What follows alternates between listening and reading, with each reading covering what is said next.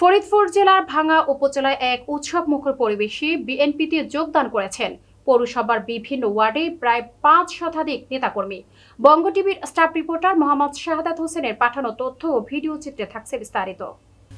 বুধবার ১৫ অক্টোবর সন্ধ্যায় স্থানীয় শ্রমিক ইউনিয়ন অফিসে অনুষ্ঠিত এ যোগদান অনুষ্ঠানে নবাগতরা বিএনপির নেতা শহীদুল ইসলাম বাবরের হাতে ফুল দিয়ে আনুষ্ঠানিকভাবে দলে যোগ দেন।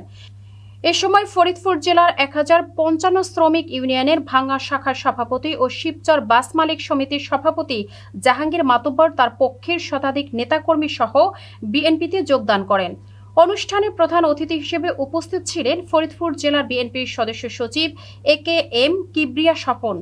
বিশেষ অতিথি ছিলেন জেলা বিএনপির সাবেক সহসভাপতি আজম খান, ভাঙ্গা উপজেলা বিএনপির সভাপতি খন্দকার ইকবাল হোসেন সেলিম, বিশিষ্ট ব্যবসায়ী ও বিএনপির নেতা কাজী কায়সার, ভাঙ্গা পৌর বিএনপির সাবেক আহ্বায়ক মিজানুর রহমান পান্না এবং সাধারণ সম্পাদক আইয়ুব মোল্লা।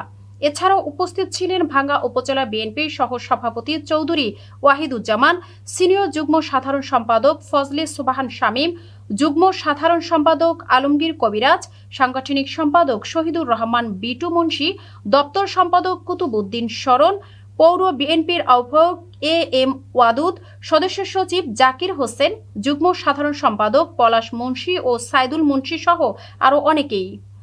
অনুষ্ঠানে ফরিদপুর জেলা ভাঙ্গা শাখার আন্তঃজেলা শ্রমিক ইউনিয়নের সভাপতি আইয়ুব মুন্সি, মাস্টার আব্দুর রহিম, বিএনপির নেতা কামরুল মাতব্বর ও হাদুজ্জামান রাজু উপস্থিত ছিলেন।